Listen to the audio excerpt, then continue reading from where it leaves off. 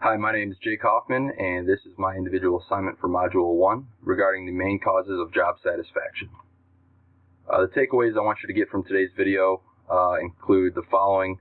Talk a little bit about the 4 major influences the book discusses on job satisfaction, how conditions such as training, supervision, and support, among some other things, can in fact impact the job satisfaction of an employee, how core self-evaluations, positive and negative, relate to job satisfaction. Talk a little bit about pay and how that influences job satisfaction or doesn't, as the case may be. And then a little bit also about corporate social responsibility and depending on how that's managed, how well that affects job satisfaction. So the 4 main causes of job satisfaction listed in this chapter are job conditions, personality, pay, and corporate social responsibility, which we'll go over now. So when it comes to job conditions, there's 2 big things that the book discusses that they differentiate between characteristics and then management influences. So characteristics seem to be something that's inherent to the job. So does this job provide variety, enough independence to kind of do what you need to do and what you feel needs to get done? Interdependence and social support to me kind of seem to work together, right? I mean, you want to work together as a team, even if you're working from home as a distant employee, telecommuting, whatever they call it. Having that support both in and outside of work, whether it's on the job or afterwards, going to happy hour, something like that. Building that team relationship really seems to affect job satisfaction, as well as getting important feedback not only from management but also your peers.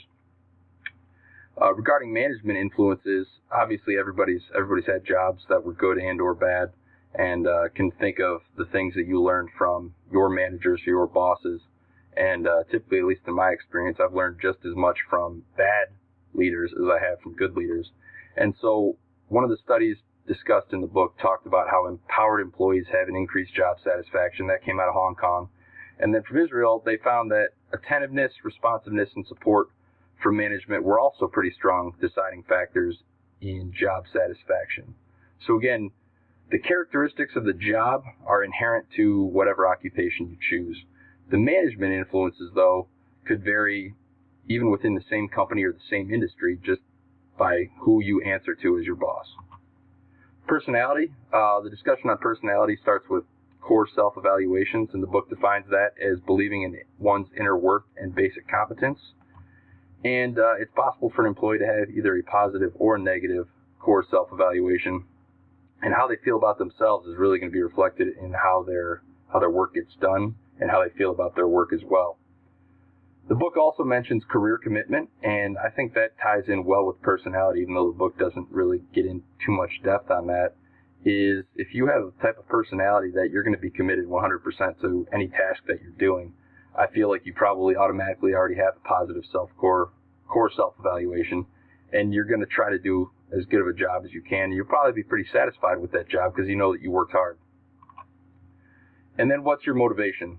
Everybody's going to have their own motivation, whether it's pride, it's a sense of purpose, it's a sense of service, or perhaps it's a pay as a motivator. And so the book, when discussing pay as a motivator, says that what motivates us is not necessarily the same as what makes us happy. I know that applies to me. I can relate to that very well, because while money can motivate someone, what they found was once everybody reaches a standard level of comfortable living, an increase in pay doesn't really seem to correlate with an increase in happiness or an increase in satisfaction with your job. Just as an example, Battalion Chief Michael Fay in the FDNY retired from a job as a Wall Street lawyer, making easily over 6 figures. Left that job after a very short period of time and became a firefighter. Tragically, on September 27th, 2016, he was killed at a fire. An explosion occurred in a drug lab and killed him. So, discussing later on in the supplemental materials, you can read an article where they talk to his family and they discuss how he never really regretted giving up all that money, millions of dollars over the course of his career. Never regretted once leaving the law firm to go to the fire department because his job satisfaction was just so high. Exhibit 3.5 from the textbook shows that relationship between average pay and job and the job satisfaction. So I just wanted to highlight two things real quick. The first is the highest reported job satisfaction in this study, in this chart, is somebody that's making almost the least amount of money in the study, about $38,000. This individual reported very high, 86% job satisfaction. And the second, one of the lower scores of job satisfaction was the person who actually made the most money, about $150,000.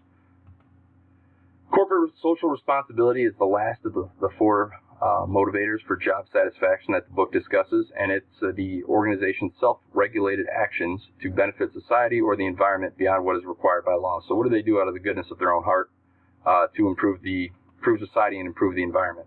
Some of the most popular things are things regarding environmental sustainability. Going green, right, is a big thing right now. Doing nonprofit work, maybe it's a law firm, some type of pro bono work, that's pretty popular. Or it could just be charitable giving to community needs, community nonprofits, things like that. And one of the studies outlined in the book referenced that 86% of companies reported happier employees as a result of their corporate social responsibility.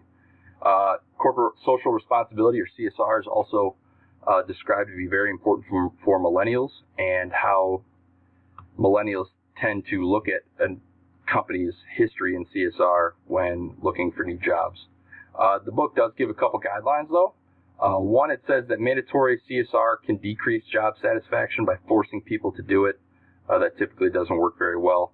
Also, CSR should be genuine and authentic. If you're forcing people to go above and beyond, that's just not natural, right? Not everybody's going to be willing to go above and beyond, and you can burn your people out. And then also make sure that this CSR isn't just to get good press, that it's coming from the heart, it's genuine, and it's for the right reasons. And then lastly, you have to connect the CSR to employees' actual work. If it's something that doesn't seem connected to the work that your company does or that your organization does, the employees aren't going to get very much satisfaction out of that. So to close it up, I have a quick case study from a national park in the Democratic Republic of the Congo, where they where they interviewed 60 out of 86 rangers. This national park's about the size of Delaware, so it's a good size, about 2,500 square miles. And a lot of these rangers reported a large sense of pride and service to their nation, but then poor salaries and little room for advancement and not a whole lot of support from their leadership and their government really tanked their job satisfaction.